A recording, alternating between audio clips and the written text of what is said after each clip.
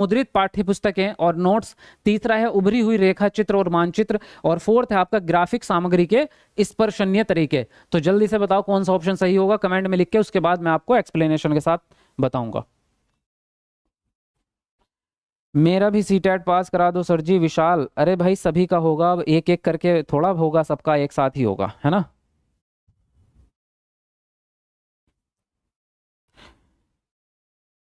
हम लोग sir appearing में चल रहा है सोनी कुमारी, बहुत बढ़िया।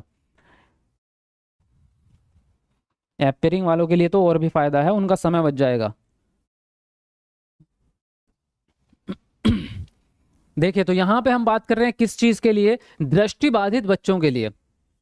ऐसे बच्चे जिनको दिखाई नहीं देता है, उनके लिए कौन सी चीज ऐसी है जो इनमें से बाधा उत्पन्न करेगी, यानी उनके लिए नुकसानदायक है, उनके लिए रुकावट पैदा करेगी।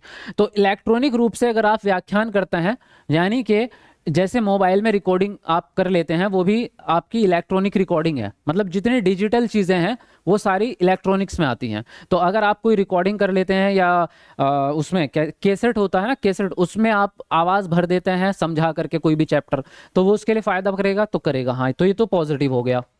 फिर कह रहे हैं मुद्रित पुस्तकें और नोट्स। मुद्रित मतलब छपी हुई, तो छपी हुई किताबें उसको दिखाई ही नहीं देंगी, है ना। जो दृष्टिबाधित बच्चा है वो देख ही नहीं पाएगा, तो ये इसके किसी काम नहीं आएगी मुद्रित वाली चीजें। उभरी हुई रेखा चित्र, उभरी हुई मतलब जिसको टच करके पता चल जाए, जैसे जो ब्रेल लिपि होती है वो भी उभरी हुई होती है ना। जब उससे सुई से बनाते हैं उसको, तो दूसरी तरफ जो है दाने दाने बन जाते हैं पेपर के, उसको टच करके ही वो पढ़ते हैं ब्रेल लिपि को। सेम वही चीज उभरी हुई रेखा चित्र रहेगा या मानचित्र, जिसमें टैक्टाइल इसको कह सकते हैं, कि उसको आपने गोंद से या किसी चीज से जो है उभार दिया है, तो उसे छू के पता चल जाता है। तो ये भी फायदेमंद चीज है इनके लिए। ग्राफिक सामग्री के स्पर्शनीय, स्पर्शनीय मतलब जिनको छू के देखा जा सके, तो छू के तो ये सीख ही जाएंगे, ये सिर्फ देख नहीं सकते, तो इनके लिए जो है बाधा उत्पन्न होगी आपकी पीपीटी से, आपकी किताबों से, या आप बोर्ड पे, ब्लैक बोर्ड पे कुछ लिख देते हैं तो वो भी नहीं पढ़ पाएंगे ये बच्चे, है ना। तो यहाँ पर जो है सेकंड ऑप्शन आपका राइट हो जाएगा, प्रिंटेड टेक्स्ट बुक और नोट्स। क्लियर बात समझ में आ गई। धन्यवाद सर, आपकी वजह से मेरा सीटेट क्लियर हो गया है। रविंद्र चौधरी, बहुत बढ़िया भाई, कॉन्ग्रेचुलेशन रविंद्र जी, बहुत बढ़िया। चलें आगे, चलिए फटाफट से बढ़ते हैं। लाइक करते रहो, देखो लाइक के बिना काम नहीं चलेगा, ये बात मैं आपसे कह चुका हूं। यहाँ पर क्लास में जो आप जब लाइव आएंगे तो सबसे पहला काम है लाइक करना वीडियो को, उससे मुझे मोटिवेशन मिलता है, मैं मोटिवेट रहूंगा तो आपकी पढ़ाई अच्छी होगी, है कि नहीं। तो मुझे मोटिवेट रखो और लाइक करते रहो। लॉरेंस कॉलबर्ग ने बच्चों के नैतिक विकास का अध्ययन करने के लिए किस विधि का उपयोग किया था। पहला ऑप्शन है मात्रात्मक शोध कार्य विधि, दूसरा ऑप्शन है बच्चों के सामने नैतिक दुविधाएं रखना और अनुक्रियाओं की समालोचना करना, तीसरा है खेल के दौरान बच्चों का अवलोकन करना, और फोर्थ है आपका प्रायोगिक विधि। तो जल्दी बता दीजिएगा कौन सा ऑप्शन सही होगा, कमेंट में लिख दो फटाफट से।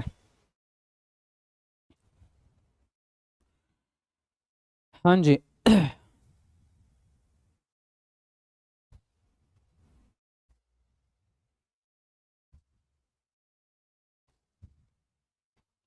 चलिए, यहां पर चल रहा है सेकंड ऑप्शन आ रहा है ज्यादातर लोगों का, बी ऑप्शन। ओके, सरताज शेख, नूरसिया बेगम, सत्यम राज, रीना यादव, दिशा, चंदा। ओके, सबका सेकंड ऑप्शन है। अच्छा, चलो देखते हैं भाई किसका सही निकलता है। तो इसने कहा कि लॉरेंस कॉलबर्ग ने नैतिक विकास का सिद्धांत देने के लिए किस प्रकार से अध्ययन किया, किस विधि का उपयोग किया। तो क्या इसने मात्रात्मक शोध कार्य किया, यानी कि कोई डाटा कलेक्शन किया, कुछ नहीं किया इस तरह की चीज। बच्चों के सामने नैतिक दुविधाएं रखी और उनकी प्रतिक्रियाएं या अनुक्रियाएं जो निकली थी उसकी समालोचना की, यानी कि उसी से निर्णय लगाया कि बच्चे किस उम्र में क्या सोचेंगे। तो यही आंसर इनका राइट हो जाता है। और वो नैतिक दुविधा कौन सी थी, किस किस को पता है, जरा कमेंट लिख दो।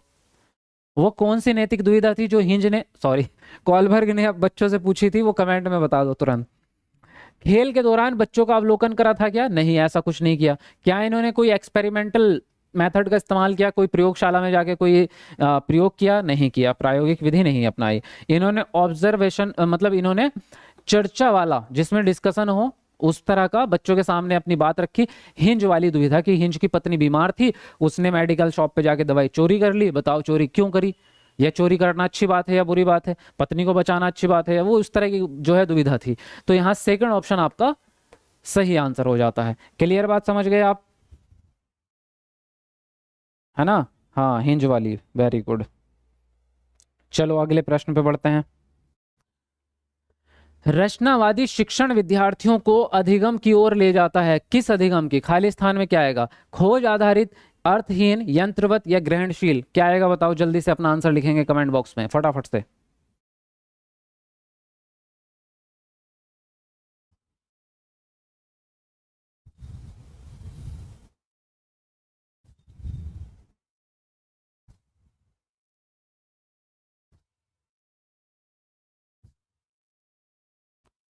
जी सर, आप बात भी नहीं करते हैं, कॉल करने को लगाते हैं, कॉल पर बात नहीं करते हैं।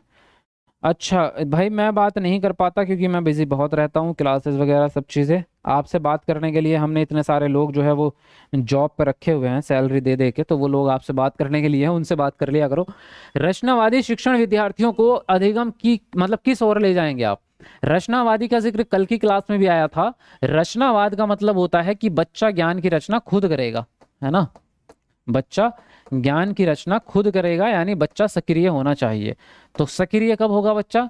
जब खोज करेगा, जब बच्चा ह्यूरिस्टिक मेथड से सीखेगा, यानी ज्ञान का इकट्ठा करेगा ज्ञान को। जैसे फॉर एग्जांपल हम ले सकते हैं, बच्चों को खाने के बारे में बताना है कि खाने में कौन कौन से न्यूट्रिशन होते हैं, प्रोटीन क्या होता है, कार्बोहाइड्रेट्स क्या होता है, इस तरह की चीज़ें सिखानी है। तो हम उससे क्या करेंगे, आप अपने अपने घर में पता करेंगे कि क्या क्या खाना बना है आज। तो सब लोग जो है पता करेंगे, हाँ आज दाल बनी है, चावल बने हैं, भिंडी, तोरी वगैरह वगैरह। फिर उनको उसके बारे में बाद में बताया जा सकता है कि चावल के अंदर कार्बोहाइड्रेट्स होते हैं। तो उसमें बच्चा एक्टिव रहेगा पूरी तरह से और ज़्यादा अच्छे से सीखेगा। अर्थहीन यानी जिसका कोई अर्थ ही ना हो, तो वो चीज सिखा के क्या करेंगे? यंत्रवत मतलब होता है रटना, है ना, रोट लर्निंग। तो रोट लर्निंग नहीं करानी है आपको, जो है कॉन्सेप्चुअलाइज करानी है। ग्रहणशील मतलब, अच्छा ग्रहणशील को इसने गलत लिख दिया वैसे, रिसेप्टिव का मतलब, अच्छा रिसेप्टिव ठीक है। ग्रहणशील का मतलब ये हुआ यहाँ पर कि सिर्फ ज्ञान को प्राप्त कर लेना, जैसे कोई बता रहा है मुझे और मैं उसको सीख लूं, खुद से नहीं कर रहा हूं मेहनत, और किसी ने मुझे सामने से बताया, मैंने उसकी बात सुन ली और बस उसको याद कर लिया। तो उसमें आपने अपना दिमाग नहीं लगाया, अपना एनालिसिस नहीं किया, वो बात सही थी या गलत थी इस पे भी कोई चर्चा नहीं की। तो यहाँ पर सबसे बढ़िया अधिगम कौन सा रहेगा? खोज आधारित यानी डिस्कवरी मेथड, या दूसरे शब्दों में इसको कहते हैं ह्यूरिस्टिक मेथड। तो फर्स्ट ऑप्शन यहाँ पर आपका सही हो जाएगा। क्लियर बात, समझ गए? चलो जी आगे बढ़ेंगे अगले प्रश्न पर। प्रश्न है आपका, पठन वैकल्य से जूझ रहे छात्रों को पढ़ना सिखाया जा सकता है, कैसे? पहला ऑप्शन है व्यवस्थित ध्वन्यात्मक प्रशिक्षण के माध्यम से। दूसरा ऑप्शन है उच्च ग्रेड स्तर के पठन ग्रंथ प्रदान करके। तीसरा है लंबे और जटिल गद्यांश देकर। और फोर्थ है आपका अनुकूलन की अनुबंधन विधि के माध्यम से। तो बताइए यहां पर कौन सा ऑप्शन सही होगा? चलिए सब लोग अपना अपना आंसर लिखेंगे तुरंत।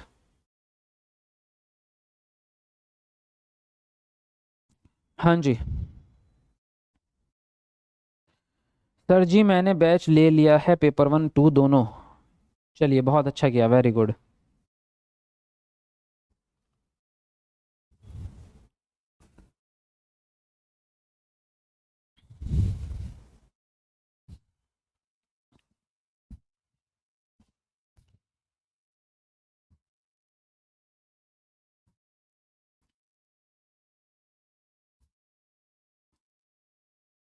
सब लोग लिखो भाई, कमेंट मिस मत करना कोई भी।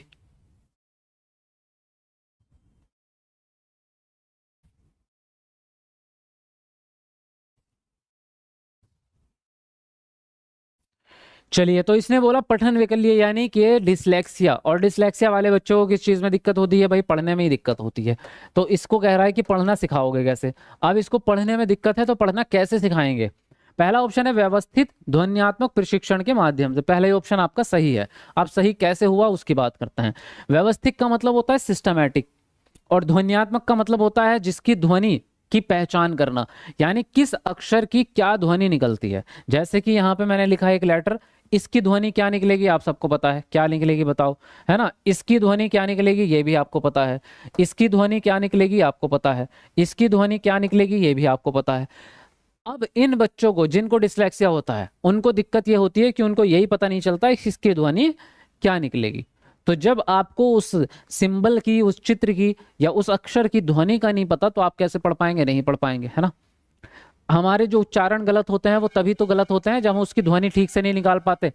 कुछ बच्चे तो ऐसे होते हैं जो बड़े होने के बाद भी गणतंत्र दिवस को पूरी तरह से नहीं बोल सकते, है ना, गणतंत्रता दिवस उसको ठीक से बोल नहीं पाते हो, अब वो उसमें अटक जाते हैं क्योंकि उसकी ध्वनि नहीं निकाल पाते। तो इन बच्चों को ध्वनि निकालना ही सिखाना है और उस अक्षर से मैच करनी है ध्वनि। तो हम ध्वन्यात्मक प्रशिक्षण इनको देंगे, वो भी सिस्टमैटिक, मतलब पूरे शब्द का या वाक्य का एक साथ नहीं, पहले अक्षरों की ध्वनि, फिर शब्दों की, फिर वाक्यों की, फिर धीरे धीरे वो सीखेगा। तो यही आपके पठन का तरीका होगा। पहले ही आप उच्च ग्रेड के ग्रंथ पढ़ा देंगे, अरे भाई उससे अक्षर तो पढ़े नहीं जा रहे, आप उसको ग्रंथ पढ़ाने की बात कर रहे हो, है ना, लंबे लंबे गद्यांश पढ़ाने की बात कर रहे हो, कैसे पढ़ लेगा जब उसको शुरू ही नहीं आ रहा भी। अनुकूलन की अनुबंधन विधि, अनुकूलन जहां आएगा एक बात याद रखना, इंग्लिश वाली तरफ देखना, जहां अनुबंधन और अनुकूलन दोनों शब्द आ जाएंगे तो वहां कंडीशनिंग वाली बात होगी, और कंडीशनिंग जहां आएगा वो ऑप्शन कभी भी जिंदगी में सही नहीं हो सकता सीटेट में, ये बात याद रखना। क्यों नहीं सही हो सकता? क्योंकि कंडीशनिंग वाले जितने सिद्धांत है वो सारे व्यवहारवादी सिद्धांत हैं। जैसे आपने पढ़ा होगा थॉर्नडाइक का बिल्ली वाला सिद्धांत, पावलोव का कुत्ते वाला सिद्धांत, ये सिद्धांत कौन से हैं? ये व्यवहारवाद के सिद्धांत हैं। इनमें बाहरी अभिप्रेरणा काम करती है, इसमें बाहरी उत्प्रेरक देना पड़ता है ना। भाई बिल्ली को क्या किया था?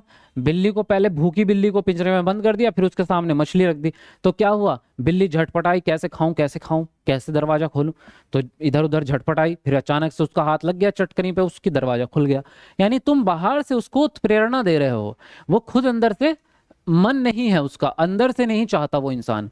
तो बाहरी अभिप्रेरणा हमारी अच्छी नहीं होती, आंतरिक प्रेरणा अच्छी होती है, ये बात हमने कल की क्लास में की थी, है ना। बाहर वाली अच्छी नहीं है, घर वाली अच्छी होती है, घर वाली के साथ रहो। बाहर वाली ज्यादा देर नहीं टिकती है, थोड़ी देर के लिए आपको उत्तेजित करेगा, है ना, आपका मन करेगा हाँ भागू दौड़ू सब काम कर लूं, लेकिन रोज रोज मन नहीं कर सकता आपका लालच में। तो इसलिए हमें ये बात याद रखनी है, जहां व्यवहारवाद आएगा वो निगेटिव माना जाएगा, जहां रचनावाद आएगा वो पॉजिटिव रहेगा आपका। पूरे सीटेट में लास्ट तक ये बात याद रखनी है, ये जड़ बता रहा हूं आपको पूरे सीटेट की, ठीक है। ऐसी ऐसी बहुत सारी चीजें मैं आपको आने वाली क्लासेस में बताता रहूंगा, जहां जैसी जरूरत जाती पड़ती रहेगी। अब आगे बढ़ेंगे अगले प्रश्न पर। क्लियर बात, समझ गए आप? मैथ्स की क्लास में नहीं थी? अच्छा, टेलीग्राम पे पीडीएफ देते हैं क्या सर जी? हाँ जी बिल्कुल मिलेगी, ऐप पे देता हूँ वैसे ज़्यादातर, टेलीग्राम पे कभी कभी मिल जाती है।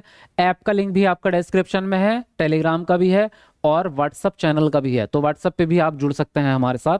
वीडियो के टाइटल पे क्लिक करोगे तो वहाँ लिंक आपको मिल जाएगा। बाकी चैनल को सब्सक्राइब कर लो जितने भी नए स्टूडेंट हैं, ताकि आपको सारी क्लासेस टाइम टू टाइम मिलती रहे और आपका एग्जाम पास हो जाए इस बार।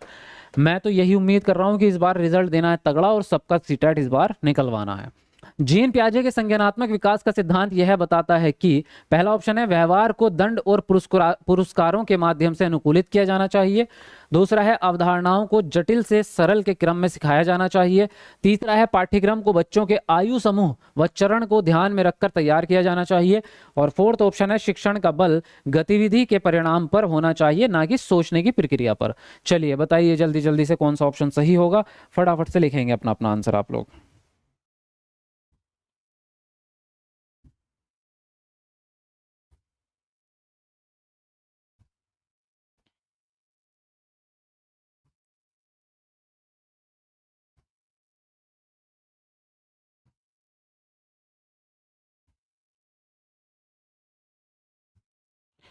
लिखो कमेंट में भाई, सब लोग अपना अपना आंसर कमेंट में लिखते रहो।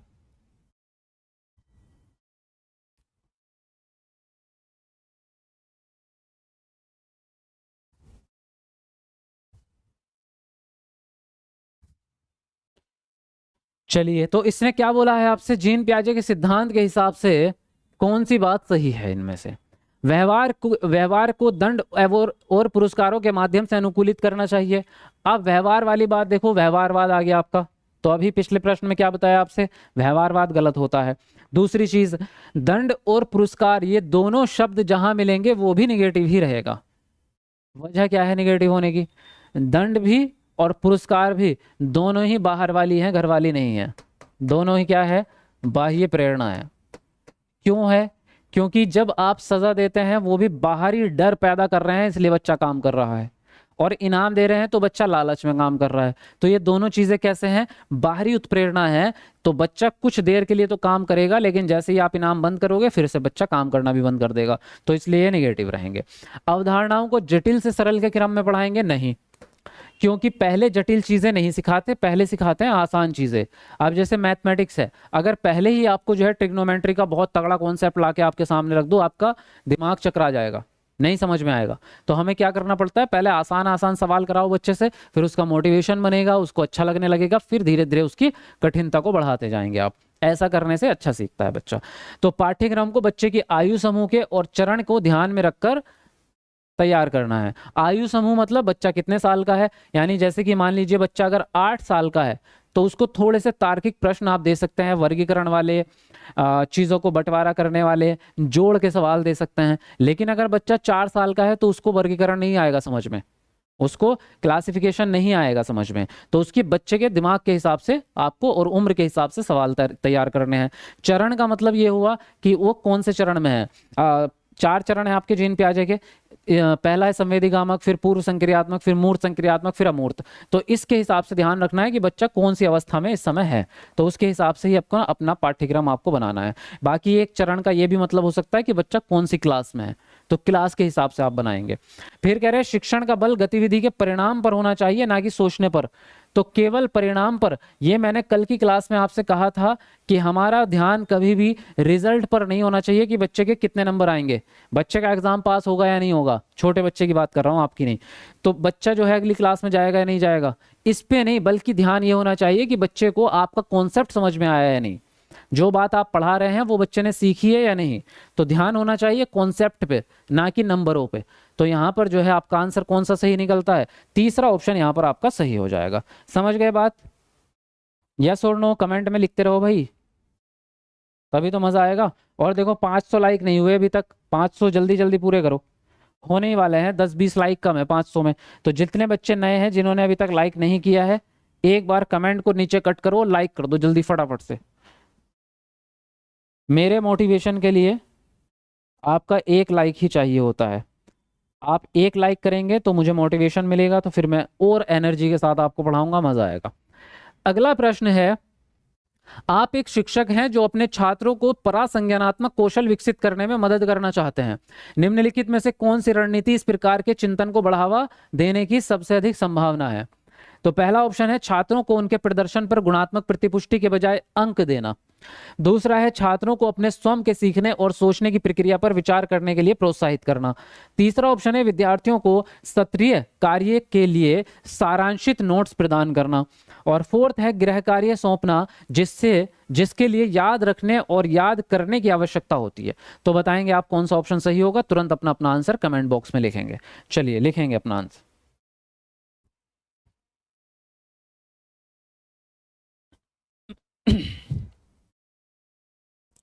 सर बैच में क्लास चालू कर दो।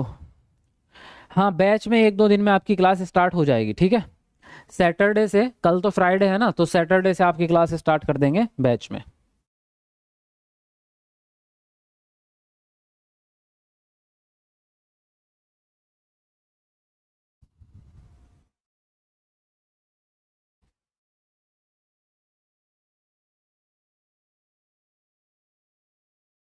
और आपको रोज कितने बजे लाइव आना है, कितने बजे क्लास होती है, याद है आपको? कितने बजे डेली लाइव आना है आपको, बताओ कमेंट करके। इसने बोला आप एक शिक्षक हैं और छात्रों को परासंज्ञानात्मक कौशल सिखाना चाहते हैं। तो पहली बात तो यही पता होना चाहिए कि परासंज्ञानात्मक कौशल होते क्या हैं। अगर यही नहीं पता तो प्रश्न सॉल्व नहीं होगा। तो इसमें इसको तोड़ देते हैं और परा को अलग कर देते हैं और संज्ञान को अलग कर देते हैं। अब संज्ञान क्या है? संज्ञान का मतलब होता है आपकी दिमागी क्षमता, यानी आपके ब्रेन की पावर कितनी है उसी को संज्ञान कहते हैं। अब भाई दिमाग तो सब में है ना, तो किसी की पावर कम है, किसी की ज्यादा है, किसी का तरीका अलग है, किसी का तरीका अलग है। तो संज्ञान में क्या आता है? आपके सोचने की क्षमता, आपके याद रखने की क्षमता, आपकी क्रिएटिविटी, कितने सृजनात्मक हैं आप, समस्या समाधान कौशल कैसे हैं आपके, तार्किक बुद्धि कितनी है आपकी, डिसीजन कितनी जल्दी ले पाते हैं आप। ये सारी चीजें किस में आती हैं? संज्ञान में आती हैं। तो दिमाग के जितने भी कौशल हैं वो सारे संज्ञान होते हैं। अब परासंज्ञान क्या है? इस पूरे संज्ञान को, यानी अपनी दिमागी क्षमताओं के बारे में अवेयर होना परासंज्ञान कहलाता है। यानी अगर मुझे पता है कि मेरी सोचने की क्षमता कैसी है, मुझे पता है कि मेरी स्मृति कैसी है, मुझे पता है कि मैं याद करने का स्टाइल क्या है, कि मैं लिख के ज़्यादा जल्दी याद हो जाता है या कोई मुझे बोल के सुनाए तब याद हो जाता है। तो अगर मुझे अपने बारे में पता है तो उसी कौशल को परासंज्ञान कहते हैं। यानी स्वयं के बारे में जानकारी होना और स्वयं को अपने कौशल को आगे बढ़ाने की क्षमता, वही परासंज्ञान है। तो उसके लिए किस तरह से सिखाओगे बच्चों को, देखते हैं। कह रहे हैं छात्रों को उनके प्रदर्शन पर गुणात्मक प्रतिपुष्टि देने के बजाय नंबर दे रहे हो आप। नंबरों से कभी भी आपको अपना फीडबैक नहीं मिलेगा। आपको मैंने ये कह दिया कि ठीक है आपके 100 में से 30 नंबर आए हैं, तो आप कभी भी सुधार नहीं कर पाओगे, क्योंकि आपको ये नहीं पता चला कि वो 30 क्यों आए हैं, 50 क्यों नहीं आए मेरे। और जब आपको अगर प्रतिपुष्टि देते हम कि देखो आपकी कमी इस जगह रह गई थी, यहाँ आपने ठीक किया था, ये वाली चीज़ में सुधार करना चाहिए था, तो तब आप जो है सही सुधार कर पाएंगे। छात्रों को अपने स्वयं के सीखने और सोचने की प्रक्रिया पर विचार करने के लिए प्रोत्साहित करना। अभी मैंने क्या कहा, अपने बारे में, यानी स्वयं के। जब बच्चा अपने स्वयं के सीखने पर ध्यान देगा, स्वयं के सोचने पर ध्यान देगा कि मेरा लर्निंग स्टाइल क्या है, मेरा थिंकिंग स्टाइल क्या है, तभी परासंज्ञान बढ़ेगा, है ना। फिर कह रहे हैं कि विद्यार्थियों को सत्रीय कार्य यानी साल के अंत में होने वाले काम को नोट करना, तो इससे भी नोट्स प्रदान करना, तो इससे भी कोई फायदा नहीं है। गृह कार्य यानी होमवर्क देना, जिसको याद रखना पड़ेगा, तो याद करना आपका निगेटिव होता है, रट्टा मारना निगेटिव रहेगा। आपको कॉन्सेप्चुअल सीखना है, ना कि रट्टा मारना है। तो यहाँ पर सेकंड ऑप्शन आपका सही हो जाएगा। क्लियर, समझ गए बात या नहीं समझे। और ये भी बता दो मुझे कि ये तरीका ठीक है आप लोगों के लिए पढ़ने का, या फिर थोड़ा कम एक्सप्लेनेशन करना है या ज़्यादा करना है, वो बता देना, या स्पीड बढ़ानी है, या इतनी स्पीड ठीक है। चलिए अगले प्रश्न पे आते हैं। चलो हमारे 500 लाइक होने वाले हैं भाई, 6 लाइक बचे हैं 500 होने में। 6 लाइक पूरे करो जल्दी जल्दी, जिसने नहीं किया अपने अच्छे अच्छे हाथों से जल्दी से लाइक कर दो। एक बार कमेंट को नीचे करो और लाइक कर दो फटाफट अपने नन्हे मुन्ने हाथों से। देखिए निम्नलिखित में से कौन सा कथन स्वलीनता के संदर्भ में सही है। पहला ऑप्शन है स्वलीनता वाले सभी लोगों में कम से कम एक विशेष कौशल होता है। दूसरा ऑप्शन है स्वलीनता एक तंत्रिकीय विकासात्मक विकार है। तीसरा ऑप्शन है स्वलीनता केवल वातावरणीय कारकों के कारण होता है। और फोर्थ है आपका स्वलीनता का इलाज किया जा सकता है, उम्र के साथ इसमें सुधार आता है। तो बताएंगे आप कौन सा ऑप्शन सही होगा। चलिए लिखेंगे अपना अपना आंसर। ठीक है सर जी, एक्सप्लेन के साथ, हाँ ठीक है सर जी, बहुत अच्छा पढ़ाते हो आप। चलिए थैंक यू वेरी मच।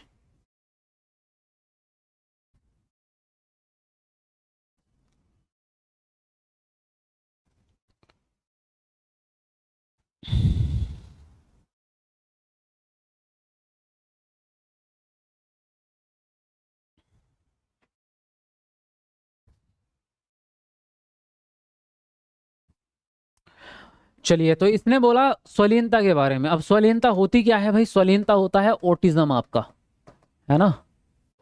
क्या होता है, ऑटिज्म होता है। तो ऑटिज्म वाले व्यक्ति की क्या विशेषताएं होती हैं।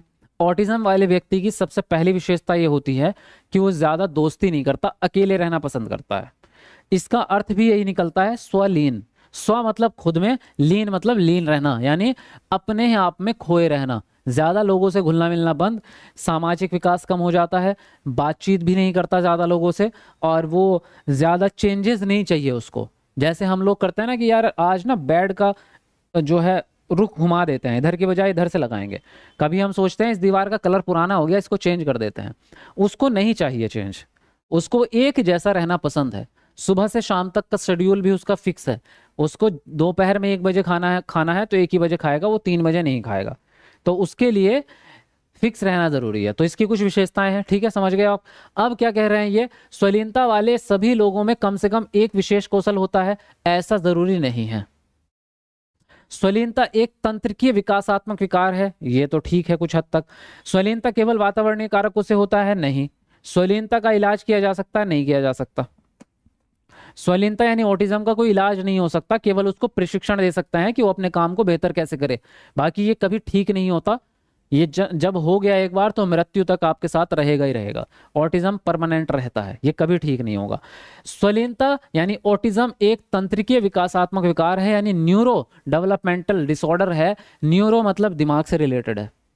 किसके, दिमाग से। यानी आपके ब्रेन का डेवलपमेंट पूरी तरह से नहीं हो पाया, या ब्रेन में कोई क्षति रह जाती है, जिसकी वजह से इस तरह की कंडीशन में बच्चा पहुंच जाता है। तो यहां पर जो है आपका सेकंड ऑप्शन राइट हो जाता है। और इसकी कुछ विशेषताएं मैं आपको बता चुका हूं, ठीक है ना, समझ गए बात। हाँ, आई कांटेक्ट भी नहीं करता ये। सामाजिक विकास कम रहेगा तो आई कांटेक्ट नहीं करता ज्यादा। नीचे देख करके बात करता है, कभी भी सामने देख के बात नहीं करता। आपने वो फिल्म देखी होगी my name is Khan, Shahrukh Khan की, उसमें वो ऑटिज्म है ना। साथ में कौन है हीरोइन? काजोल है मेरे ख्याल से, हाँ काजोल। तो वो कभी भी हीरोइन की आंखों में बात नहीं करता देख के, वो नीचे देखता रहता है। हीरोइन इधर खड़ी है, उसके हाथ में कुछ 3-4 बजरी टाइप की रहती है, उसको ऐसे करता रहता है, मेरा नाम रिजवान खान है, मेरा नाम रिजवान खान है। तो इस तरह की एक्टिंग उसने की है, ओटिज्म टाइप की, है ना। चलिए फिलहाल आगे बढ़ेंगे, कभी उसको डिटेल में बाद में पढ़ेंगे। प्याजे और वाइगोत्स्की के सिद्धांतों में एक प्रमुख समानता क्या है? क्या है उसमें बिटवीन? पहला ऑप्शन है भाषा और विचार के बीच संबंधों के बारे में उनके चिंतन। दूसरा है बच्चों के विकास में चरण जैसी प्रगति पर ध्यान। तीसरा ऑप्शन है बच्चों की स्वयं की शिक्षा में संलग्नता और जुड़ाव। और फोर्थ है संज्ञानात्मक प्रक्रियाओं में संस्कृति की भूमिका। तो बताइए इनमें से कौन सा ऑप्शन आपको सही लग रहा है? चलिए फटाफट से लिखेंगे अपना आंसर।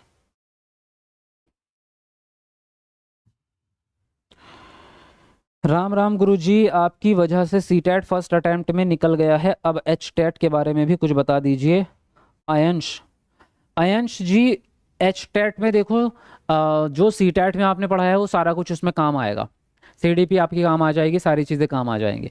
केवल हरियाणा जीके जो है वो आपको थोड़ी सी ज़्यादा पढ़नी है।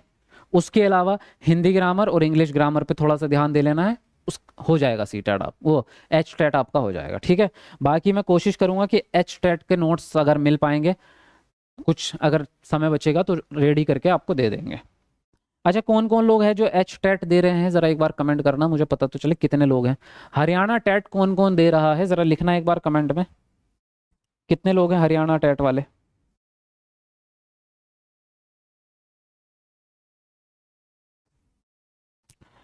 सर जी सी टेट पास करना है, सत्यम राज भाई बिल्कुल सबको करना है C TET. C TET pass करने के लिए तो क्लास कर रहे हैं, हो जाएगा, टेंशन ना लो।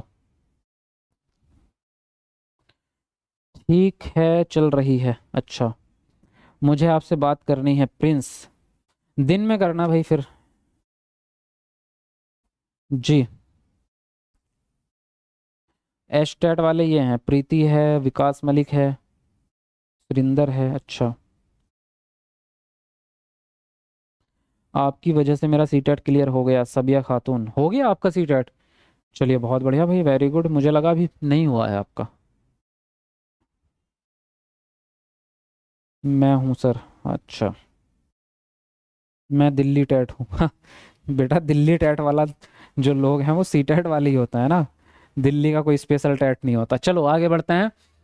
प्याजे और वाइगोत्स्की के सिद्धांतों में क्या भूमिका है, मतलब क्या समानता है? देखो, वाइगोत्स्की का जो सिद्धांत है सामाजिक सांस्कृतिक विकास का सिद्धांत, प्याजे का जो सिद्धांत है वो संज्ञानात्मक विकास का सिद्धांत। लेकिन इनके बाद बीच में एक चीज कॉमन है कि दोनों ही रचनावादी हैं। अब इसमें है या नहीं है मुझे नहीं पता, मैं अपनी तरफ से बता रहा हूँ ऐसे ही। क्वेश्चंस को मतलब ऑप्शंस को बाद में देखेंगे। ये दोनों ही मनोवैज्ञानिक कैसे हैं? रचनावादी हैं। और रचनावादी जो सिद्धांतकार होते हैं उनकी एक खास बात होती है कि बच्चा आपका सक्रिय होना चाहिए, यानी काम में लगा होना चाहिए, काम में इसको क्या कहेंगे, सहभागी होना चाहिए। अब देखेंगे आपके ऑप्शन। भाषा और विचार के बीच में जो संबंध है, क्या उसके बारे में इनके दोनों के विचार समान है? नहीं, दोनों के अलग अलग हैं। क्यों अलग हैं? क्योंकि प्याजे कहते हैं कि चिंतन यानी विचार पहले जन्म लेता है, भाषा बाद में आती है। और वाइगोत्स्की कहते हैं कि भाषा विकास पहले होता है, चिंतन बाद में होता है। तो इसलिए दोनों अपोजिट हैं, एक जैसा नहीं हो सकता। बच्चों के विकास में चरण जैसी प्रगति समान है इनकी? नहीं। प्याजे के 4 चरण हैं और वाइगोत्स्की के है ही नहीं। वाइगोत्स्की के सिद्धांत में कोई चरण नहीं है, तो ये भी समानता नहीं हो सकती।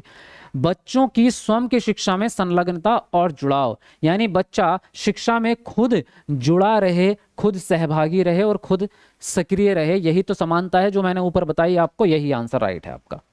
संज्ञानात्मक प्रक्रियाओं में संस्कृति की भूमिका, हाँ संस्कृति की भूमिका वाइगोत्स्की मानते हैं, प्याजे नहीं मानते।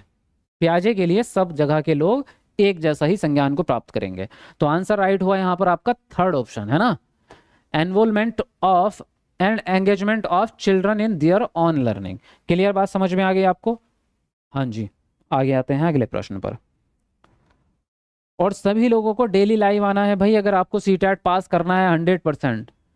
कौन कौन चाहता है कि इसी बार सीटेट पास करना है, जरा कमेंट में लिखना 100%। इसी बार पास करना है या फिर अभी 1-2 बार फेल होना है उसके बाद पास करना है? क्या चाहते हो, फेल होना है कि चलो 2-4 बार फेल हो जाते हैं फिर पास करेंगे, या इसी बार पास करने का इरादा पक्का है? अगर पक्का है कि 100% इसी बार सीटेट को पास करना है तो बार रेगुलर हो जाओ। अब इधर उधर भटकने की जरूरत नहीं है, ऐसे टीचर एकेडमी से ही सीटेट पास होगा आपका। और रेगुलर क्लास आना पड़ेगा आपको, ऐसा नहीं कि कभी आ रहे हैं कभी जा रहे हैं, और पूरी क्लास देखनी पड़ेगी तो हो जाएगा आपका।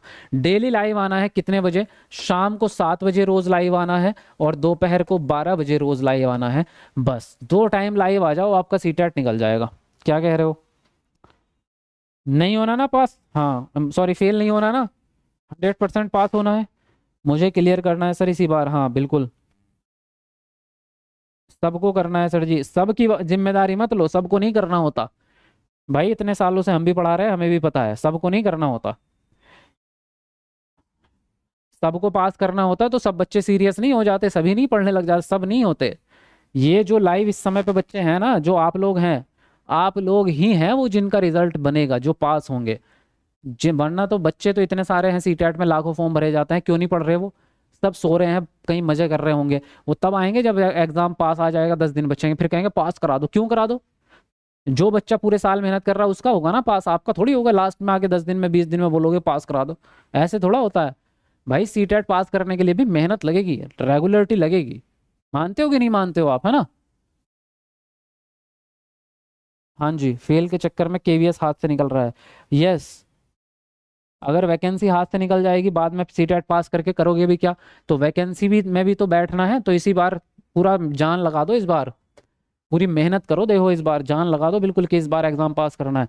एक ही बार तो मेहनत करनी है, फिर तो पूरी जिंदगी नौकरी मिल जाएगी आराम से, आते रहेंगे पैसे। लेकिन एक बार लग जाओ ना, तगड़ी मेहनत कर दो एक बार।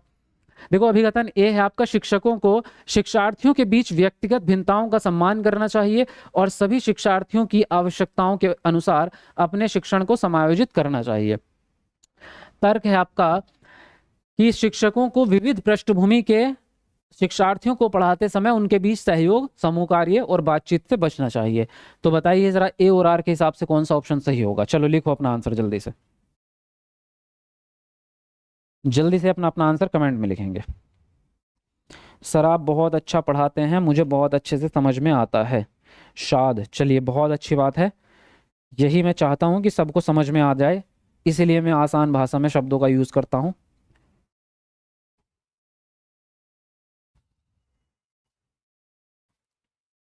बहुत बढ़िया, बहुत बढ़िया।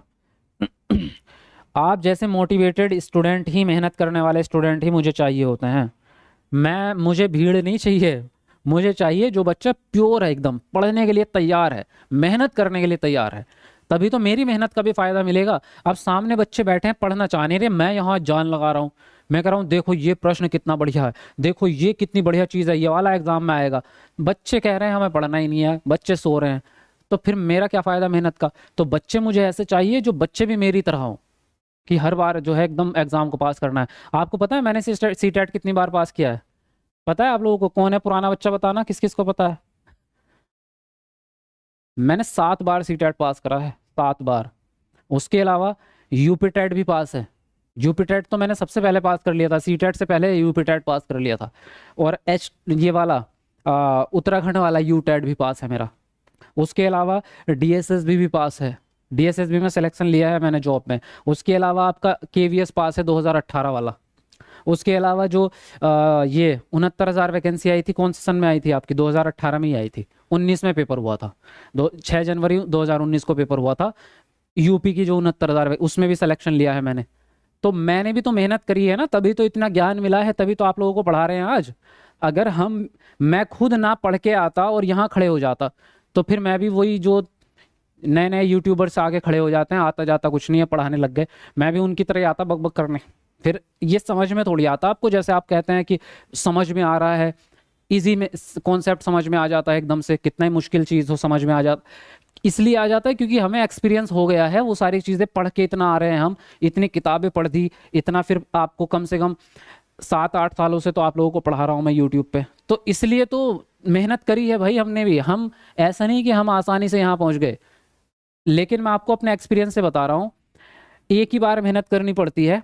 1.5 साल 1 से 1.5 साल अगर आपने अपने जीवन का संघर्ष में दे दिया, मतलब बहुत मेहनत कर दी, दिन रात एक कर दो कि किताबें जितनी भी हैं सब पढ़ दी और बेहतरीन तरीके से पढ़ दी। ऐसा भी नहीं कि टाइम पास करने के लिए किताब खोल के बैठे हैं, उसको याद करो, चीज़ों को, कॉन्सेप्ट को समझो।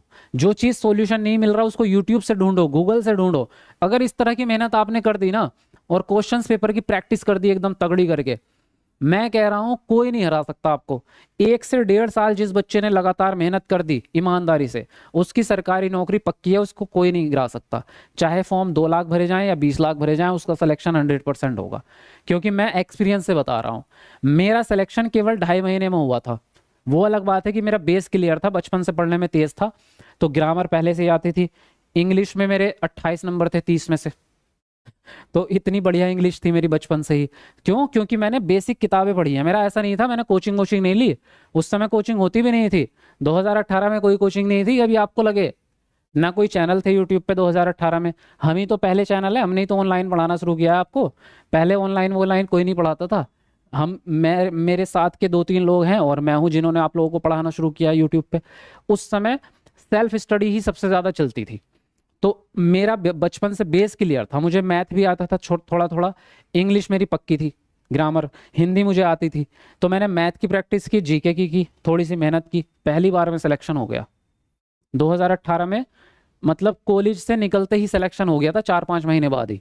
तो इतनी जबरदस्त तैयारी थी, क्योंकि मेहनत करते थे ना भाई, मेहनत के बिना नहीं होता कुछ भी, है ना। चलिए आप लोग भी मेहनत करो, आप लोगों का सिलेक्शन हो जाएगा। और आप लोगों के लिए फायदा ये है कि आप लोगों के साथ मैं खड़ा हूँ, मेरे साथ कोई नहीं था उस समय, तो मुझे ज़्यादा भटकना पड़ा था कि किताबें कहाँ से लाऊं, ये कहाँ से लाऊं, वो कहाँ।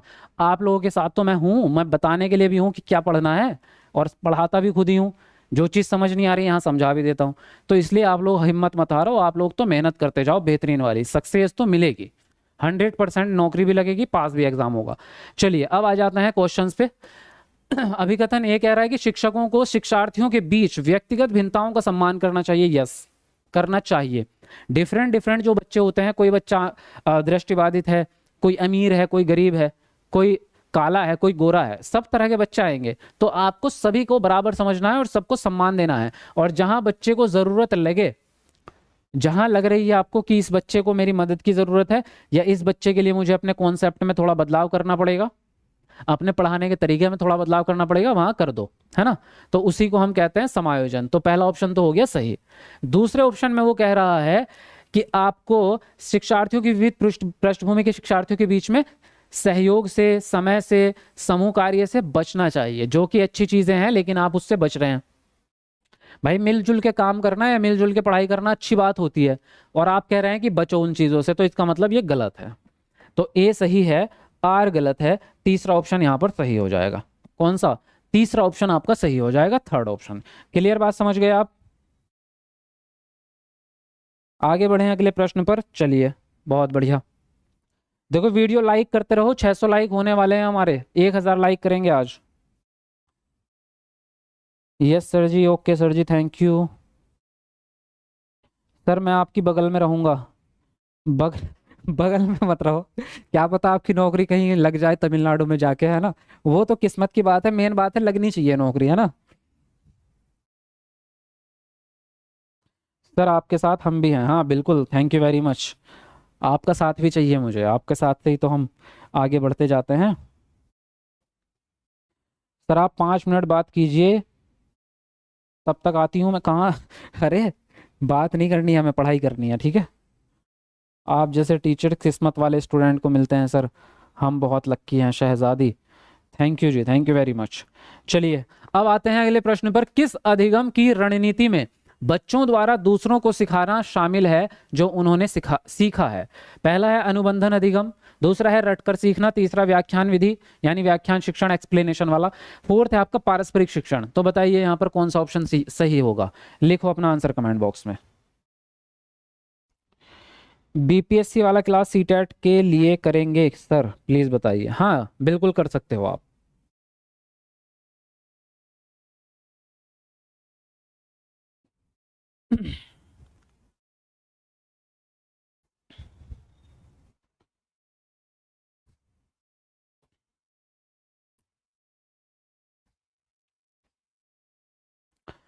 देखिए इसने बोला है किस अधिगम की रणनीति में बच्चों द्वारा दूसरों को सिखाना शामिल है, यानी बच्चे अपने आप भी सीखते हैं और दूसरे को भी सिखाते हैं।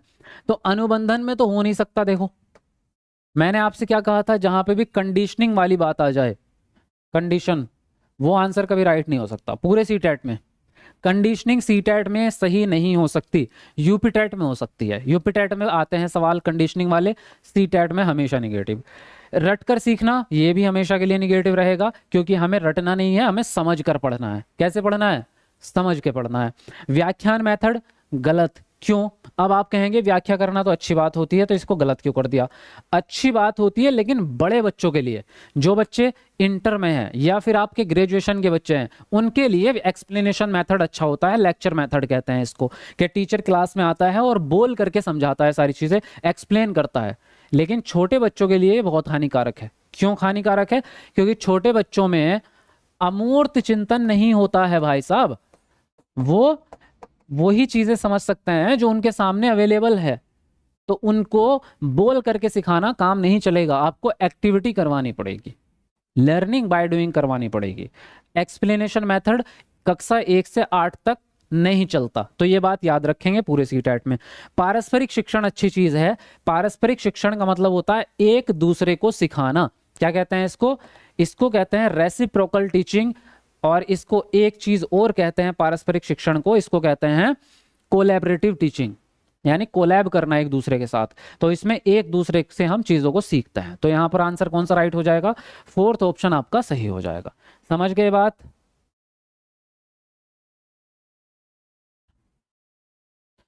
हाँ जी। मजा आ रहा पढ़ने में या नहीं आ रहा? बताओ, कमेंट करके बताओ। अच्छी लग रही है क्लास या नहीं लग रही है? आप बहुत अच्छी बातें बताते हो सर, बिल्कुल ज़रूरी भी है। आपके जीवन में एक सही मार्गदर्शक का होना बहुत ज़रूरी है।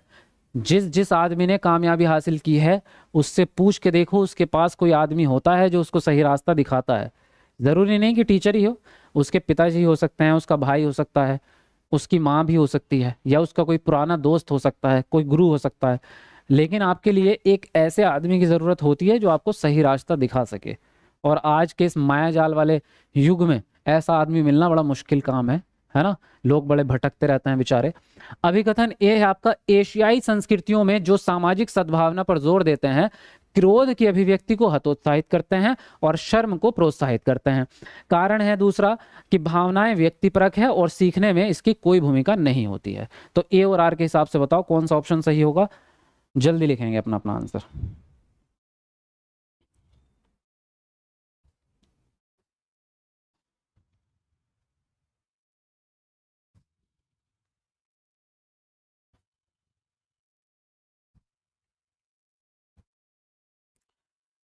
चैनल को सब्सक्राइब भी करते रहो भाई, जितने नए बच्चे हैं, तभी तो आपको पूरी क्लासेस मिलेंगी। अगर पूरा कोर्स देखना है आपको तो चैनल को सब्सक्राइब कर लेना भाई, कमेंट को नीचे करके, है ना? सब्सक्राइब बटन आ रहा होगा इधर नीचे रेड वाला, सब्सक्राइब कर लेना, तभी आपको सारी पूरी सीरीज मिल पाएगी क्लासेस की और पूरी कंप्लीट तैयारी आपकी हो पाएगी। चलिए अब क्वेश्चंस को आते हैं, सॉल्व करते हैं।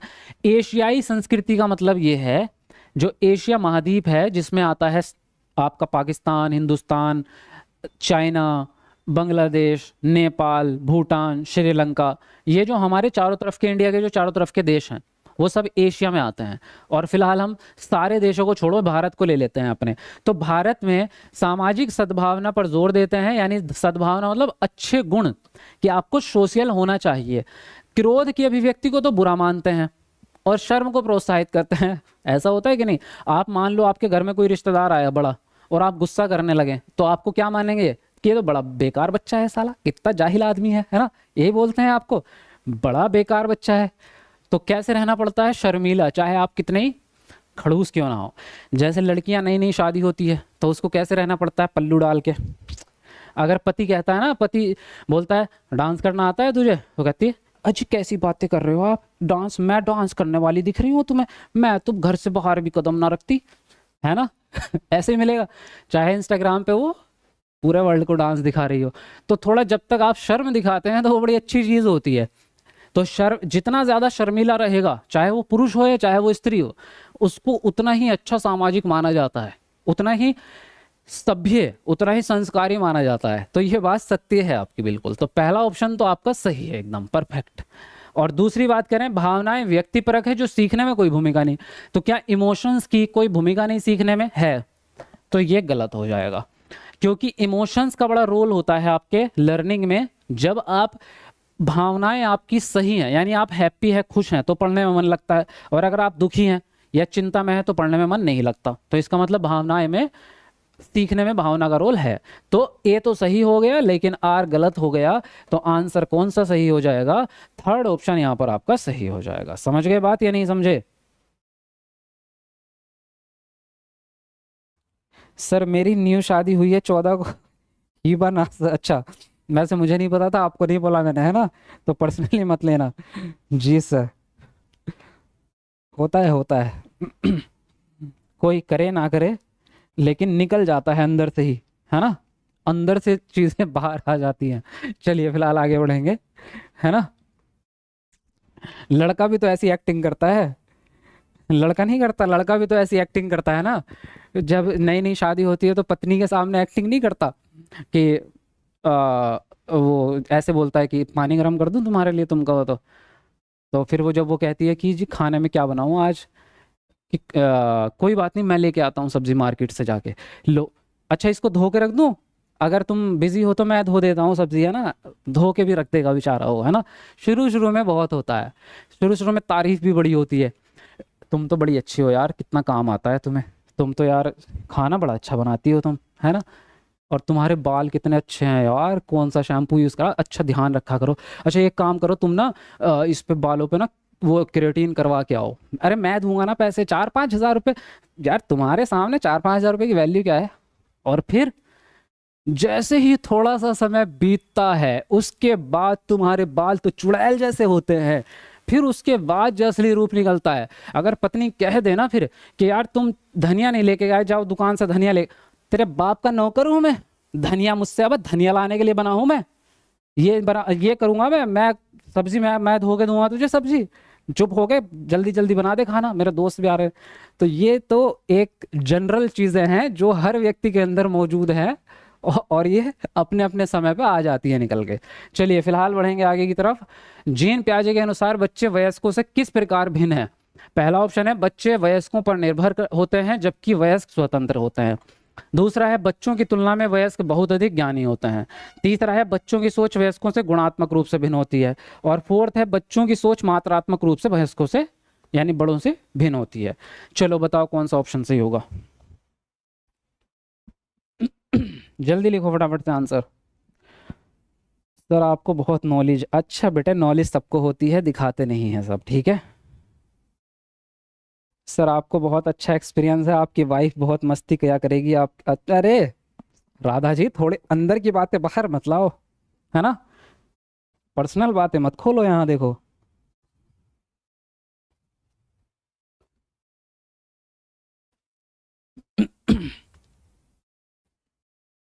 टेंशन ना लो, मेरी बीवी खुश रहेगी। देखो जीन प्याजे के अनुसार बच्चे वयस्कों से किस प्रकार भिन्न होते हैं? तो जीन प्याजे के हिसाब से इनका जो सिद्धांत चलता है वो चलता है गुणों के आधार पे। भाई किसके आधार पे? गुणों के आधार पे, क्योंकि इनके पूरे ही सिद्धांत में गुण ही गुण भरे पड़े हैं। पहली अवस्था के गुण कौन से हैं जी? जी उसके जो संवेदों से सीखेगा वो, गामक कौशल सीखेगा वो, वस्तु स्थायित्व का गुण आ जाएगा। दूसरी अवस्था में जाएंगे जी, सूचकता का गुण आ गया जी, उसमें उसमें जो है केंद्रीकरण का गुण, सारा का सारा खेल इनमें गुणों गुणों में भरा पड़ा है कि नहीं? गुणों का ही गुण है। तो इनके हिसाब से अगर हम चलेंगे तो बच्चे वयस्कों पर निर्भर होते हैं जबकि वयस्क स्वतंत्र है, निर्भर उर्भर किसी पर नहीं है। ये बिल्कुल गलत। बच्चों की तुलना में वयस्क बहुत ज्ञानी हो जाएंगे, नहीं होंगे, क्योंकि ये कहते हैं कि बच्चे भी वैज्ञानिक हैं, नन्हे वैज्ञानिक। तीसरा ऑप्शन है बच्चों की सोच वयस्कों से गुणात्मक रूप से भिन्न है। यस, गुण ही तो अलग हैं बच्चों के, है ना, अरे गुण ही तो अलग है, बाकी तो पूरी दुनिया एक जैसी है। तो गुणों का ही तो खेल है सारा, है ना। एक लड़की तो गाय जैसी है और दूसरी लोमड़ी जैसी है, क्यों? गुणों का ही तो खेल है, बाकी उसके सर पे कोई सींग थोड़ी निकले हुए हैं, है ना। गुणों का ही तो खेल है सारा, तो गुण से ही सारा का सारा काम होता है। बच्चे जो सोच रखते हैं वो बड़े थोड़ी रखते हैं, बच्चों की सोच अलग है, बड़ों की अलग है। जब हाई स्कूल में होते हैं आप लोग जब कक्षा 6-7 में थे, कक्षा 9-10 में थे, तो क्लास की हर लड़की से प्यार हो जाता था, क्लास की हर लड़की सुंदर लगती थी, है ना।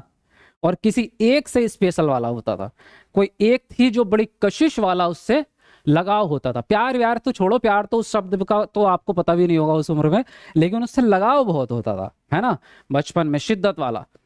फिर जैसे ही आप बड़े हो जाते हैं, जब 25 साल के हो गए आप, 26-27 साल के, लड़की भी बड़ी हो गई, फिर आप उससे मिले कहीं किसी फंक्शन में, किसी शादी में, और तब उसको देखा, और तब देखने के बाद आपकी शक्ल, अबे यार ये थी वो, इस भेंडी सी शक्ल से मैं मोहब्बत करता था बचपन में, ये क्योंकि बेटा वो उम्र ही ऐसी थी यार, उस उम्र में शक्ल कोई नहीं देखता, उस उम्र में खूबसूरती, मालदारी, जात पात कुछ नहीं नजर आती। उस उम्र में क्या है कि आप किशोर अवस्था में एंटर कर रहे होते हैं, और आपके अंदर के जो हार्मोन्स है ना, वो अंदर क्रिकेट खेल रहे होते हैं, तो इसलिए आपको हर दुनिया की हर लड़की सुंदर लगती है, लड़कियों को हर लड़का सुंदर लगता है।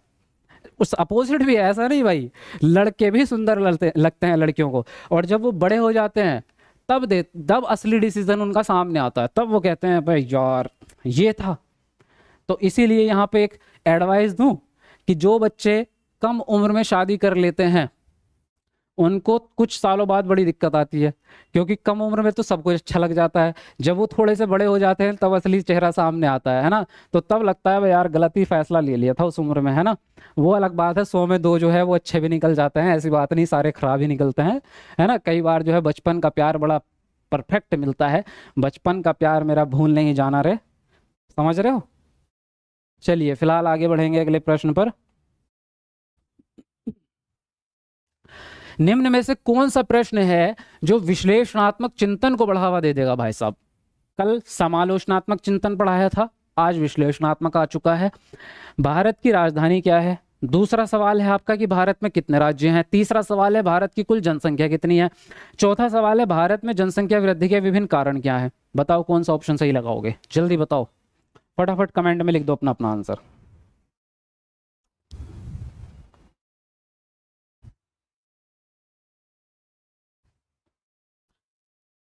भाई डेली कितने बजे लाइव आना है। 7 बजे क्लास का टाइम होता है, शाम को 7 बजे डेली लाइव आना है। अगर आपको सीटेट पास करना है ना, तो 7 बजे जरूर लाइव आएंगे आप लोग, ये बात लिख के रख लो। लाइव जरूर आना पड़ेगा आपको डेली, और हर क्लास में आना पड़ेगा, तभी आपका सीटेट पास होगा, समझ रहे हैं। नंबर कैसे बढ़ेंगे, वही तो बता रहा हूँ, नंबर तभी बढ़ेंगे जब सारे कॉन्सेप्ट क्लियर हो जाएंगे और प्रैक्टिस करोगे डेली। यार लेकिन लाइक नहीं करा आप लोगों ने, कुछ लोगों ने अभी तक, देखो 700 लाइक होने वाले हैं, लेकिन अभी 700 लाइक में 4 लाइक कम है। जल्दी कमेंट को नीचे करो और लाइक ठोको जल्दी, जिसने नहीं किया अपने प्यारे प्यारे हाथों से जल्दी से लाइक कर दो, फटाफट से कर दो एक बार लाइक, जल्दी जल्दी। मजा आ जाएगा, थोड़ा सा मोटिवेशन मिले हमें भी। इसमें एक ट्रिक मैंने आपको कल बता दी थी, क्या 2 ही ट्रिक है इसकी। जहां भी चिंतन वाली बात आ जाए ना, विश्लेषणात्मक चिंतन, समालोचनात्मक चिंतन, 2 ही ट्रिक होती हैं। एक तो ये कि एक से ज्यादा उत्तर होने चाहिए, एक से ज्यादा उत्तर होने चाहिए उस चीज के। यहां पर जो 4 ऑप्शन है, जिसका एक से ज्यादा उत्तर हो जाए वही सही आंसर। और दूसरा, जिसमें अपने विचार ऐड करने का मौका मिले, किताबी भाषा ना बल्कि अपने विचार ऐड कर पाओ। जैसे फॉर एग्जाम्पल भारत की राजधानी क्या है, क्या इसका एक से ज्यादा उत्तर हो सकता है क्या। भाई एक ही तो राजधानी होगी, वो भी किताब में लिखी हुई है, पढ़ के सुना दो, अपना दिमाग तो लगाया है नहीं इसमें। कितने राज्य हैं ये भी फिक्स है, इसमें भी डबल उत्तर नहीं हो सकते। जनसंख्या कितनी है ये भी फिक्स है पहले से ही। भारत की जनसंख्या वृद्धि के विभिन्न कारण क्या हो सकते हैं, इसके एक से ज्यादा उत्तर हो सकते हैं। हो सकते हैं, नहीं हो सकते। भारत की जनसंख्या बढ़ने का क्या कारण हो सकता है कि भारत के पति जो है अपनी पत्नियों से प्यार ज्यादा करते हैं, है ना। उसके अलावा क्या कारण हो सकता है कि हिंदुस्तान में बेरोजगारी है, अब आदमी काम पे नहीं जाएगा तो दूसरा काम ही करेगा ना, है ना।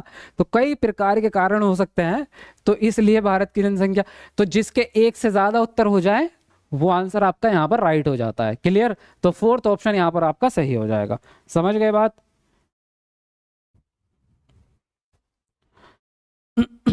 चलो जी बढ़ेंगे आगे की तरफ फटाफट से। किसी का कोई डाउट तो नहीं है भाई, जरा कमेंट में बता दिया करो, अगर कोई सवाल समझना है, कोई शब्द समझना है तो बता दिया करो।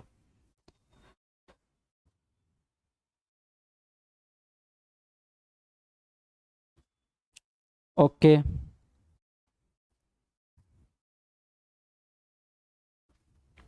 मैं नहीं करूंगी लाइक क्योंकि आप मेरा कमेंट नहीं पढ़ते। माही गुप्ता, वाह बेटा, बड़ा, ये तो चैलेंज दे दिया आपने। हाँ, कमेंट सबके पढ़े जाते हैं लेकिन एक साथ सबके नहीं पढ़े जा सकते। अब इतने सारे कमेंट एक साथ आते हैं तो एक साथ कैसे पढ़ सकते हैं, है ना।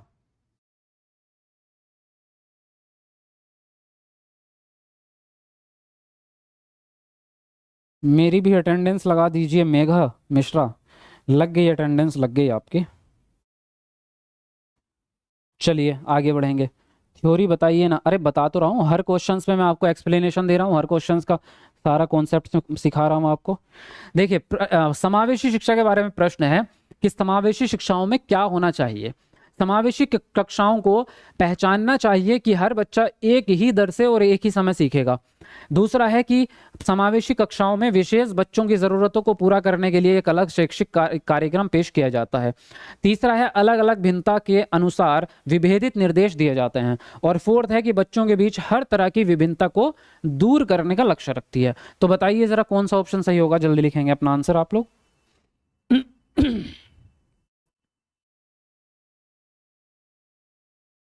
चलिए लिखते रहेंगे फटाफट से अपना अपना आंसर।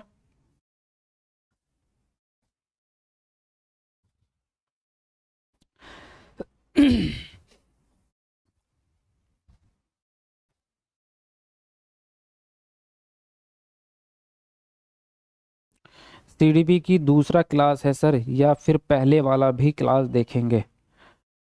ये दूसरा क्लास है सीडीपी का, कल एक क्लास हुआ है, वो प्लेलिस्ट बना दूंगा मैं, उसमें मिल जाएगा आपको। देखो कह रहे हैं समावेशी कक्षाओं में कैसा क्लास होना चाहिए, कैसी चीजें होनी चाहिए।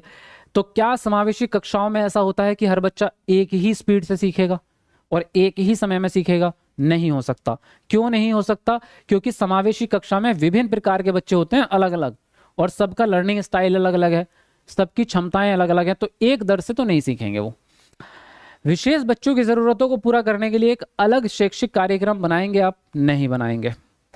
क्योंकि पहली बात तो समावेशी शिक्षा केवल विशेष बच्चों के लिए नहीं है, सबके लिए है। और दूसरी बात, इसमें किसी भी बच्चे को अलग जाके नहीं पढ़ाते, सबको एक साथ पढ़ाते हैं। अलग अलग भिन्नताओं के अनुसार विभेदित निर्देश देंगे आप, ये बात आपकी सही है। विभेदित निर्देश का मतलब मैंने कल भी समझाया था आपको कि अलग अलग निर्देश देते हैं हर बच्चे की जरूरत के हिसाब से। अब दृष्टिबाधित बच्चा है तो उसको बोल करके समझाएंगे चीजें, और अगर श्रवण बाधित बच्चा है जिसको सुनाई नहीं देती तो उसको लिख के समझाएंगे। तो सबको अलग अलग निर्देश देंगे उनकी जरूरत के हिसाब से। फिर कह रहे हैं बच्चों के बीच हर तरह की विभिन्नता को दूर कर देंगे। नहीं कर सकते आप, भिन्नता दूर नहीं हो सकती, भिन्नता को एक्सेप्ट कर सकते हैं आप। अब एक बच्चा काला है दूसरा गोरा है, कैसे मिटाओगे भिन्नता? बताओ, क्या काले वाले को गोरा कर सकते हो? दुनिया की कौन सी क्रीम लगाओगे बताओ? हाँ? या फिर गोरे वाले को ही काला कर दो, उसी को काले तेल मल दो उस पर, तो दोनों की भिन्नता मिट जाएगी। क्या भिन्नता मिटा सकते हो? मिटा नहीं सकते। केवल आपको एक्सेप्ट करना है कि भैया जैसे हो ठीक हो, आपको जैसे समझ में आता है वैसे मैं समझा दूंगा, वो तरीका है। तो यहाँ पर थर्ड ऑप्शन आपका सही हो जाएगा। ठीक है। चलिए अगले प्रश्न पे बढ़ते हैं। अब आगे है आपका अभिकथन ए, शिक्षकों को बच्चों को प्रयोग के लिए बहुत सारे अवसर देने चाहिए और उदाहरणों और गैर उदाहरणों पर चर्चा करनी चाहिए। और कारण है आपका कि बच्चों में गलत धारणाओं से निपटने का एक रचनात्मक तरीका विपरीत उदाहरण देना या प्रदान करना है। तो बताइए कौन सा ऑप्शन सही होगा आपका। चलिए तुरंत अपना अपना आंसर लिखेंगे आप लोग। सर जी आप बहुत खूबसूरत हो। वरुण तिवारी, खूबसूरत, वाह, पहली बार इस तरह का शब्द सुना है। लड़कों को हैंडसम बोला जाता है वैसे। चलिए थैंक यू वेरी मच भाई, ये भी अच्छा है आपका कमेंट।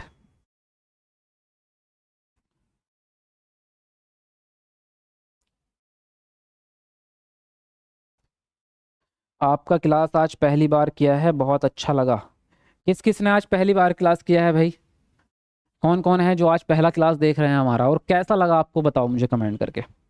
पहली बार कैसा लगा आपको क्लास हमारा? शिक्षकों को बच्चों को प्रयोग के लिए बहुत सारे अवसर देने चाहिए और उदाहरणों और गैर उदाहरणों पर चर्चा करनी चाहिए। यस, तो ये बात आपकी सही है। फिर कह रहे हैं कारण में कि बच्चों में गलत धारणाओं से निपटने का एक रचनात्मक तरीका विपरीत उदाहरण देना है। अब क्या होता है विपरीत उदाहरण, क्या होता है गैर उदाहरण। गैर उदाहरण और विपरीत उदाहरण दोनों एक ही हैं, लेकिन ये हैं क्या, एक होता है एग्जाम्पल और एक होता है उसके विपरीत एग्जाम्पल।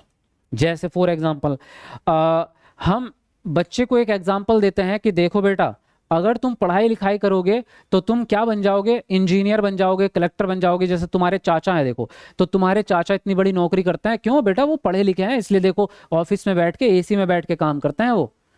उसके अलावा दूसरा एग्जाम्पल क्या देंगे, देखो अगर नहीं पढ़ोगे ना बेटा, तो जैसे वो जलेबी वाले बेचारे गर्मी में जो है आग के सामने बैठे रहते हैं, पूरे दिन जो है गर्मी में तप रहे हैं और कितने गंदगी में काम करना पड़ता है, ऐसे बन जाओगे तुम अगर पढ़ाई नहीं करोगे। तो एक तो है उदाहरण और दूसरा है गैर उदाहरण। और जरूरी क्या है, दोनों, इंपोर्टेंट दोनों, सही दोनों। तो दोनों ही सही होते हैं, इसलिए दोनों का आंसर राइट हो जाएगा, पहला ऑप्शन आपका राइट है। समझे बात, उदाहरण और गैर उदाहरण क्या होता है, दुनिया की किसी किताब में नहीं मिलेगा, बता रहा हूं, कहीं भी खोज लो तुम, ये उदाहरण गैर उदाहरण वाली बात कहीं नहीं मिलती। तभी मैंने आपसे ये बोला था ऐसे कॉन्सेप्ट भी मैं आपको यहां सिखा दूंगा जो किसी किताब में भी नहीं मिलेंगे। चलिए फिलहाल आज की क्लास हमारी समाप्त। आज ये लास्ट क्वेश्चन था, अगर किसी को कोई भी पूछना है, कोई डाउट है कुछ भी, तो आप कमेंट करके पूछ सकते हैं।